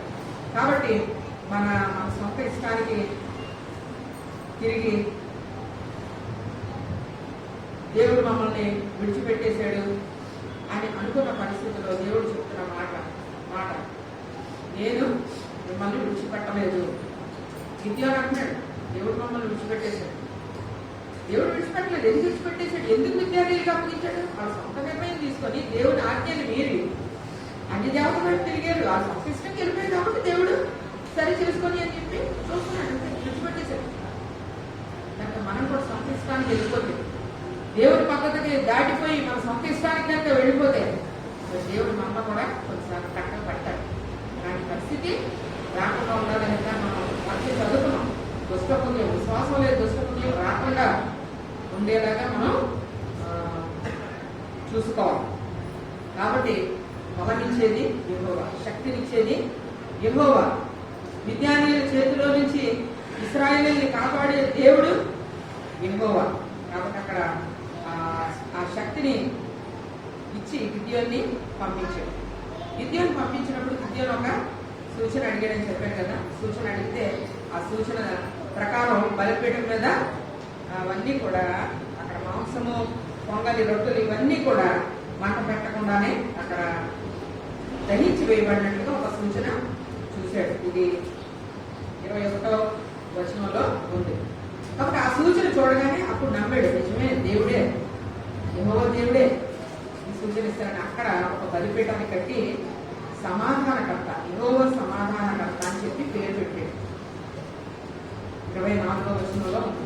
బలిపీఠాన్ని కట్టాడు, యెహోవా నామాన్ని గిద్యోను బలిపీఠ కట్టాడు. మొట్టమొదటిగా బలిపీఠాన్ని కట్టి యెహోవా సమాధానకర్త. కాబట్టి గిద్యోను తెలుసు సమాధానకర్తగా దేవుడే ఆ శత్రువుల బారి నుంచి విడిపించే దేవుడు అని చెప్పి ఆయన నమ్ముతున్నాడు. సమాధానకర్త పెట్టాడు. అయితే అక్కడ గిద్యోను దేవుడు చెప్తున్న ఒక ముఖ్యమైన మాట, నీ తండ్రి ఆల్రెడీ కట్టేసాడు కదా బయటికి బలిపీఠాన్ని, ఆ బలిపీఠాన్ని కట్టబోయాడు. ఒకటి మనం గమనించాలి, గిద్యోను యొక్క తండ్రి యోవాషు బయలుకి బలిపీఠాన్ని కట్టాడు అతని స్థానంలో. అంటే అర్థం ఏంటి? గిద్యోను కుటుంబీకులు కూడా బయలుదేవతను వెంబడిస్తున్న వాళ్ళే. అలాంటి కుటుంబం నుంచి ఒక్కటి పిలుస్తున్నాడు. తండ్రి వెంబడిస్తుంటే కొడుకు యెహోవా దేవుణ్ణి వెంబడించాలి.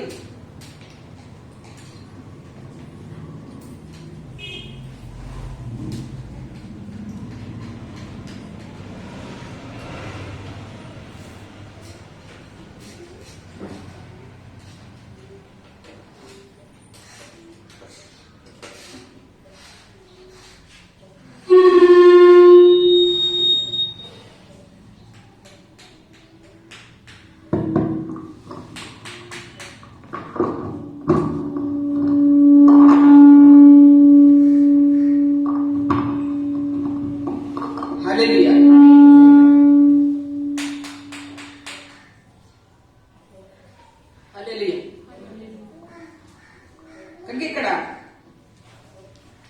యోవాషు బలిపీఠాన్ని కట్టి యెహోవా దేవునికి వ్యతిరేకంగా జీవిస్తున్న పరిస్థితుల్లో గిద్యోను దేవుని చేత ఎన్నుకొన్న వాడిగా కనిపిస్తున్నాడు. నువ్వు వెళ్ళిపోయి నీ తండ్రి బలిపీఠాన్ని పడగొట్టి అంటే ఇప్పుడు ఏంటన్నమాట, అక్కడ ఉన్న ప్రజలందరికీ కుటుంబానికి కూడా వ్యతిరేకంగా ఇతను దేవుని కొరకు ఒంటరిగా నిలబడాలి.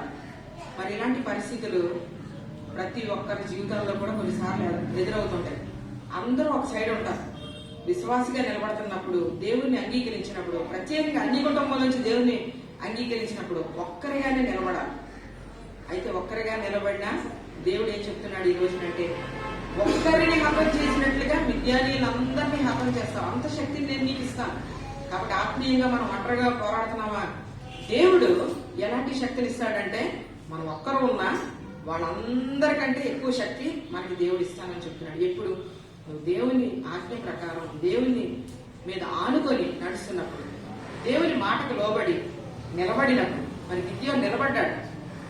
దేవా నిన్ను నేను నమ్ముతున్నాను, నీవు నాకు తోడుకుంటావు నమ్ముతున్నాను. ఒక అడుగు ముందుకేసాడు. వెళ్ళి ఆయన పేర ముందు బలిపీఠం కట్టి బలి అర్పించాడు. ఆ తర్వాత బయలు బలిపీఠాన్ని పడగొట్టేశాడు. అక్కడ వాక్యంలో ఏమనుందంటే బయలు యొక్క 25వ వచనం, మరియు ఆ రాత్రి యెహోవా నీ తండ్రి కోరెను అనగా 7 రెండవ ఎద్దును తీసుకుని వచ్చి నీ తండ్రి కట్టిన బయలు యొక్క బలిపీఠమును పడగొట్టి దానికి పైగా ఉన్న దేవతా స్తంభమును నరికివేసి అది దేవతా స్తంభమును నరికివేయాలి. అక్కడ ఈ దేవత ఒక ఈ అషారదులకి ఒక మాను మీద కడతారట, మానుతో, చెక్క మానుతో కడతారట. దాన్ని నరికేసి దాన్ని కాల్చేయాలి దేవుని యొక్క మాట ప్రకారం. కాబట్టి ఈ బయలు, అషారాదేవి ఇవి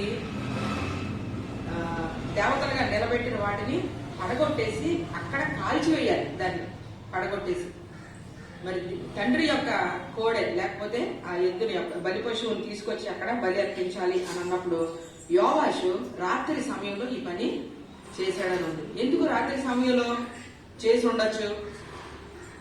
2 రకాలుగా మనం అనుకోవడానికి అవకాశం ఉంది. ఒకవేళ అతను భయపడుతున్నాడు కదా, ఆల్రెడీ భయపడుతున్నాడు కాబట్టి రాత్రి అయితే ఎవరు చూడరు అని చేసి ఉండొచ్చు.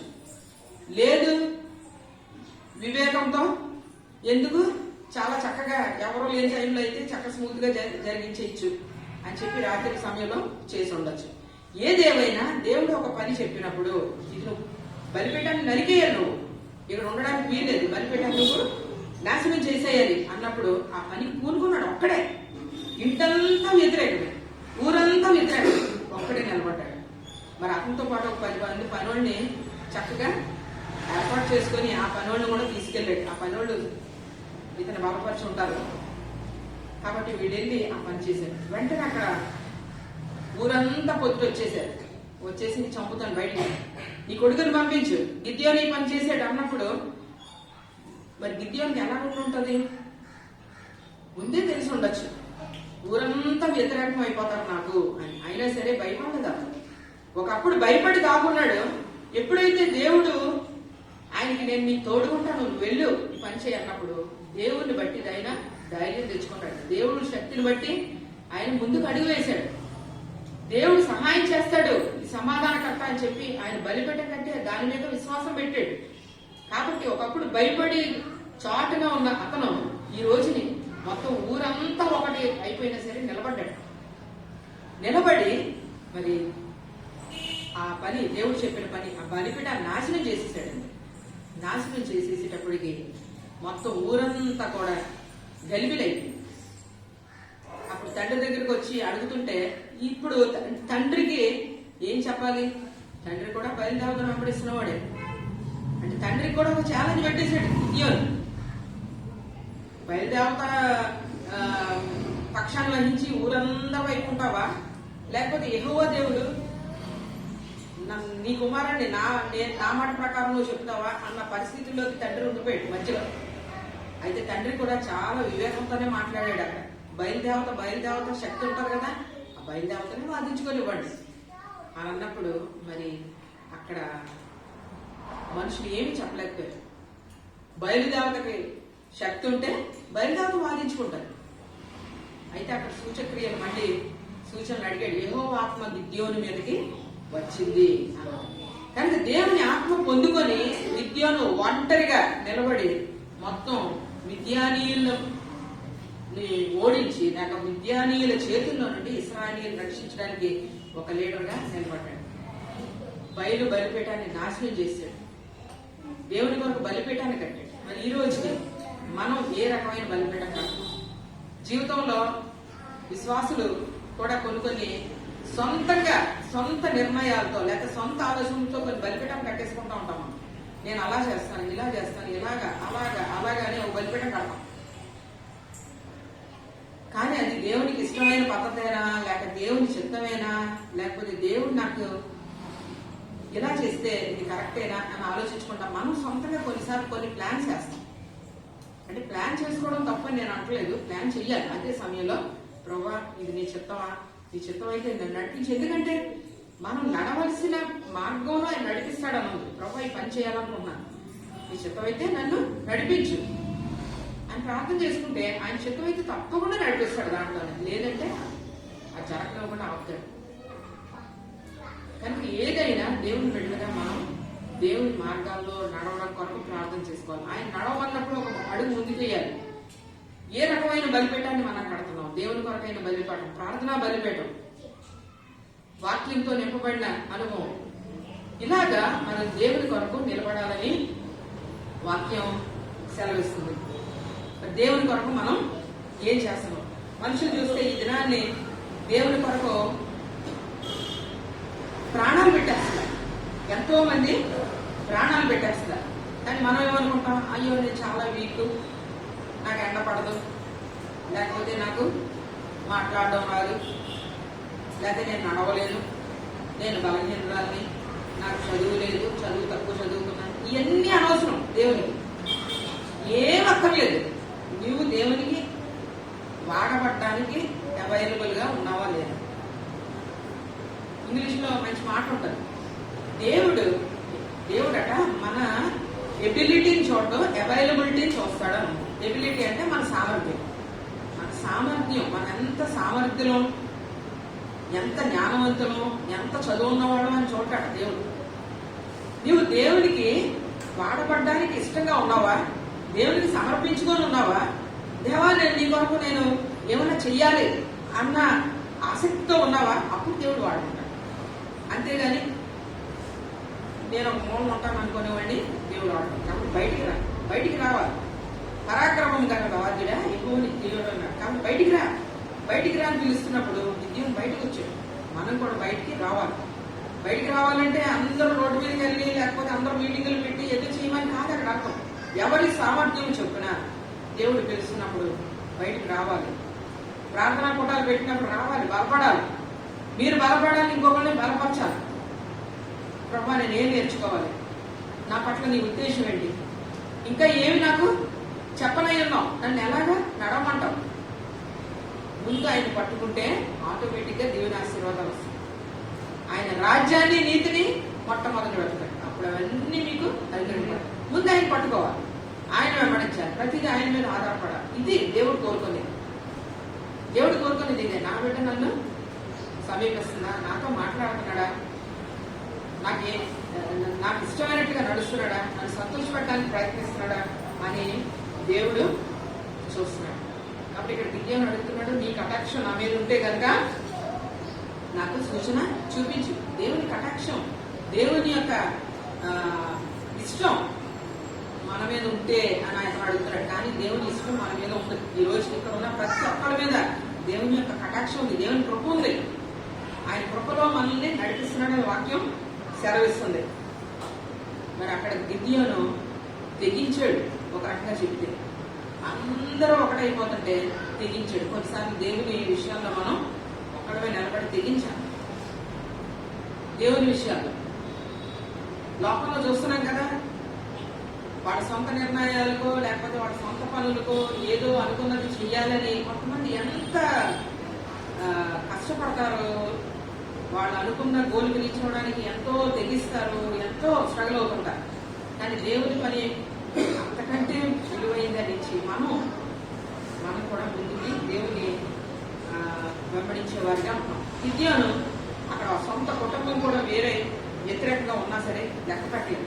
మత్తయి సువార్త 10వ అధ్యాయంలో మాట ఉంది కదా, సొంత వాళ్లే వ్యతిరేకమైపోతారు. మత్తయి సువార్త 10వ అధ్యాయం చూడండి ఒకసారి.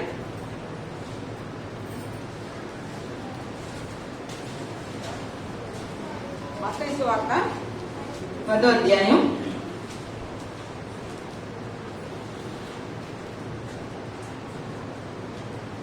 36వ వచనం. ఒక మనుషుని ఇంటి వారే అతనికి శత్రువులు. ఒక మనుషునికి వారి తండ్రికి, కుమార్తెకును ఆమె తండ్రికి, కోడలికి ఆమె అత్తనకును విరోధము పెట్టవచ్చు. అంటే దేవుడు విరోధం పెట్టాడంటే ఏదో గొడవలు పెట్టి విరోధం పెడతాడని కాదు. అక్కడ దేవుని కొరకు నిలబడుతున్నప్పుడు సొంత వాళ్లే మనకి వేరైపోతారు, దూరం అయిపోతారు. ఆ కింద వచ్చిన ఉంది, తండ్రినైనను తల్లినైనను నాకంటే ఎక్కువగా ప్రేమించేవాడు నాకు పాత్రుడు కాదు, కుమారునైనా కుమార్తెనైనా నాకంటే ఎక్కువగా ప్రేమించేవాడు నాకు పాత్రుడు కాదు, తన సిలువను ఎత్తుకొని నన్ను వెంబడించిన వాడు నాకు పాత్రుడు కాదు. కొన్నిసార్లు దేవుని కొరకు మనం నిలబడుతున్నప్పుడు సొంత వాళ్ళు మనకి దూరం అయిపోతుంటారు. నువ్వు నా కూతురుగా, నా కొడుకుగా, నిన్ను నేను వేలేస్తున్నాను. పోయిన వారం చూసాం, వేలేసేసాను. వేలేసిన దేవుని కొరకు నిలబడ్డాడు గుర్తుకున్నవాడు. కాబట్టి సొంత వాళ్ళే వ్యతిరేకులు అయిపోతారు, సొంత వాళ్ళే దూరం అయిపోతారు. అయితే గిద్యోను ఇక్కడ భయపడలేదు. తండ్రికి వ్యతిరేకంగా తండ్రి కట్టిన బలిపీఠాన్ని కోలదోసేసి మొత్తం దేవుని యొక్క నామానికి మహిమకరంగా అతను నిలబడ్డాడు. యెహోవాత్మ మరి గిద్యోను మీదకి వచ్చింది కాబట్టి అతను దేవుని కొరకు నిలబడడానికి ఆయన కొరకనిచ్చాడు. కాబట్టి ఈ రోజుని మరి ఎలాగా మనం జీవిస్తాం? మనం భయపడవలసిన అవసరం లేదని వాక్యం చెప్తున్నాడు. మనం దేవుని కొరకు నిలబడినప్పుడు వచ్చే వ్యతిరేక శక్తులకి భయపడవలసిన అవసరం లేదు. ఈ రోజు దేవుని కొరకు ప్రాణత్యాగాలు చేస్తున్న వాళ్ళు మన ముందు కనబడుతుంటాయి. కనీసం చిన్న చిన్న విషయాలు చేయడానికి కూడా మనం భయపడిపోతున్నామంటే మరి ఏమనుకోవాలి? దేవుడు పిరికి వారిని కోరలేదు. అయితే పిరికి వారిని పిరికితనాన్ని నుంచి విడిపించి శక్తిని ఇవ్వడానికి ఆయన ఆత్మ మనకు, దేవుడు పిరికితమ్మ గల ఆత్మ మనకు ఇయ్యలేదు. శక్తి, ప్రేమ, ఇంద్రియ నిగ్రహం కలిగిన ఆత్మ ఇచ్చాడు కానీ పిరికితమ్మ కలిగిన ఆత్మ మనకి ఇవ్వలేదు. కాబట్టి దేవుడు ఇచ్చే ఆత్మని పొందుకొని దేవుని కొరకు ధైర్యవంతంగా మనం ఉండాలని ఆయన యొక్క చిత్తం. మనకి ఒరిస్సాలో సేవ చేసిన గ్రహం స్టెయిన్స్ గారి గురించి ఎంతమందికి తెలుసు? గ్రహం స్టెయిన్స్ విన్నారా? గ్రహం స్టెయిన్స్ ఆయన ఆస్ట్రేలియాలో మిషనరీగా మన ఇండియాకి ఒరిస్సా ప్రాంతంలోకి వచ్చి 99 నుంచి సేవ చేశారు. కుష్ఠరోగుల మధ్యన, అక్కడ కుష్ఠరోగుల మధ్యన సేవ చేస్తూ దేవుని యొక్క నామాన్ని మహిమపరుస్తున్న పరిస్థితి. ఆయన్ని, ఆయన భార్య, ఆయన 2 కుమారులు, 1 కుమార్తె. అక్కడ వ్యతిరేకులు బజరంగ దళాలను ఆయన జీప్ లో పెట్టి ఒక దగ్గర పరిచయం పెట్టి ఆ జీప్ లో తలుపులు వేసుకొని ఆ వెహికల్ లో తలుపులు మూసుకొని పడుకున్నారు. పడుకుంటే ఆ సమయంలో చుట్టుపక్కల నీళ్లు అటు కూడా బండి బయట బోట్లు పెట్టేసి ఈ జీప్ మీద పెట్రోల్ వేసి కాల్ చేశారు. గ్రహం స్టెయిన్స్ గారు 2 కుమారులు కూడా సజీవ దహనం అయిపోయారు. 99 నుంచి వాడు సేవ చేస్తున్నారు ఈ దేశానికి వచ్చి. మీరు ఒకసారి ఆలోచిస్తే ఒరిస్సాలో ఇంటీరియర్ ప్రాంతం, అది ఒరిస్సాలో బాగా రిమోట్ ఏరియా, ఒక బాగా నాగరికత లేని ప్రాంతం. అలాంటి ప్రాంతానికి అక్కడి నుంచి ఒక మిషనరీ రావాల్సిన అవసరం ఏంటి? దేవుని యొక్క ప్రేమను పంచడానికి ఆయన వచ్చి, నా కొరకు ప్రాణం పెట్టిన యేసయ్య కొరకు నేనేం చేస్తాను? ఆయన సువార్త నేను ప్రకటించాను. నేను దేవుని పేరట అన్యులకి నేను సువార్తను ప్రకటించాలని ఆయన సమర్పించుకుని వచ్చిన వ్యక్తి సజీవం దహనం అయిపోయాడు. ఆయన మీద బుక్కు ఉంది, ఒక సినిమా కూడా తీశారు. గ్రహం స్టెయిన్స్ గారు ఆయన ఎలాగైతే దేవుని వెంబడించాడు, ఏం చేశాడు ఇండియాలో, ఒరిస్సాలో, ఈ ప్రాంతాల్లో. కనుక అలాగ కాల్ చేసిన తర్వాత మీరు ఒక్కసారి ఊహించండి, ఒక ఇంటిలో తల్లి కూతురు మిగిలేదు. తండ్రి, ఒక 7 ఏళ్ళ కుమారుడు, 5 ఏళ్ళ కుమారుడు, 3 శవాలు కాలిపోయి రూపాలు లేకుండా ఉన్న శవాలు ఒక తల్లి కూతురు ఎదురుకుండా పెట్టుకొని దేవుని కొరకు వాళ్ళ జీవితాలు సమర్పించుకున్నందుకు వచ్చిన ఫలితంగా అది ఎదురుకుండా కనపడుతుంది. ఎలా ఉంటుంది? అలాంటి పరిస్థితుల్లో సేవ చేస్తున్న వాళ్ళు మన మధ్య ఉన్నారు, మనం మర్చిపోకూడదు. అది అయిపోయింది, సరే చనిపోయారు. చనిపోయిన తర్వాత ఎవరైతే ఈ కాల్చడానికి లీడర్షిప్ వహించాడో తారాసింగ్ అనే అతను ఒక అనుచరులు చాలా మంది గుంపుగా చేసిన పని, అతనికి మరణశిక్ష విధించారు. మిగిలిన వాడికి యావజ్జీవ కారాగార శిక్ష. కోర్టు జడ్జిమెంట్ వచ్చేస్తే అప్పుడు భార్య ఏమన్నా తెలుసా, నేను వీళ్ళందరినీ క్షమించేశాను, మీరు వాళ్ళని శిక్షించదు, మేము క్షమించేశాను వీళ్ళని, కాబట్టి వాళ్ళని శిక్షించదు అని చెప్పి ఆమె వాళ్ళని క్షమించానని చెప్పారు. మరి ఈ రోజుని దేవుని బిడ్డలుగా మనం దేవుని స్వార్థ ప్రకటించడానికి ఎంత భారం ఉన్నది. ఇలాగా దేవునికి వ్యతిరేకంగా చేస్తున్న వాళ్ళు, మనకి వ్యతిరేకంగా తిరుగుతున్న వాళ్ళని వాళ్ళకిలాగా క్షమించే మనసు మనకుండా దేవుని కొరకు నిలబడుతున్నామా, దేవుని కొరకు ఒక ప్రార్థన బలిపెట్టడం, దేవుని ఆజ్ఞలు వెంబడిస్తున్న పరిస్థితి మనలో ఉందా ఒకసారి పరిశీలించుకోవాలి. దేవుడు మన కొరకు ప్రాణం పెట్టాడు. మరి ఆయన బలని సమీపిస్తుండగా ఆయన మన కొరకు చిందించిన రక్తాన్ని, ఆయన యొక్క శరీరాన్ని జ్ఞాపకం చేసుకోవాలి. ఆయన శరీరము, ఆయన రక్తాన్ని జ్ఞాపకం చేసుకొని మరి ఒకసారి మనం సమర్పించుకొని దేవుని కొరకు ఒక అడుగు ముందుకేసి నమ్మకంగా దేవుని వెంబడించే వారిగా మనం ఉండాలని ప్రార్థన చేసుకున్నాం. అందరం ఒకరితో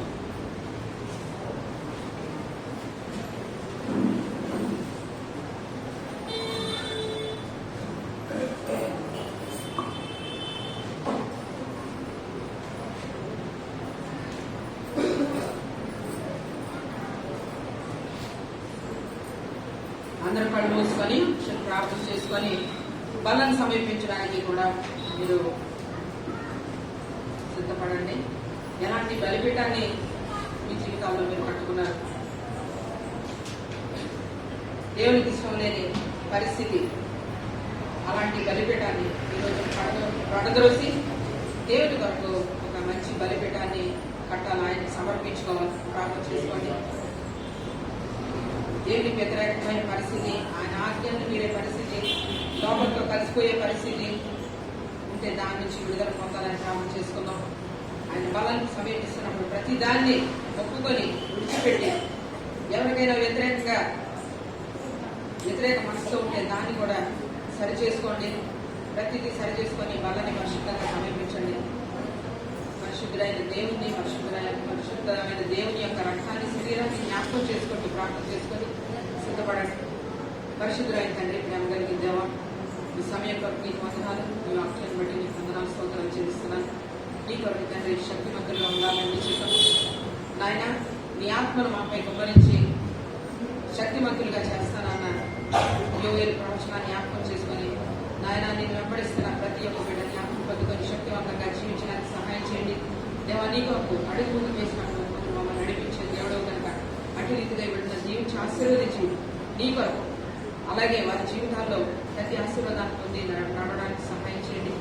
దేవా, నీ యొక్క పరిశుద్ధ దినాన్ని ప్రభావ ఈ బలాన్ని సమీపిస్తుండగా నీకు మా కొరకు అనుగ్రహించిన ఈ శరీరం కొరకు నీకు వందనాలు చెల్లిస్తున్నాను. అలాగే నీవు మా కొరకు చిందించిన పరిశుద్ధమైన రక్తం కొరకు, పాప విమోచన కలిగిస్తున్న రక్తం కొరకు నీకు వందనాలు, స్తోత్రాలు చెల్లిస్తున్నాను. దీవించి ఆశీర్వదించండి నాయన. మేము దాన్ని తీసుకొని చూడగా నాయన నిజమైన నీ కృపతో మమ్మల్ని ఆవరించండి. దేవా, నీ కొరకు నమ్మకమైన సాక్షులుగా, సాధనాలుగా జీవించడానికి నీ కృపను అనుగ్రహించి నడిపించి సహాయం చేయండి. క్రీస్తు వారి పట్ల మిగిలినంతో బ్రతిమాలని పొందుకొంచున్నాను. ఆమేన్.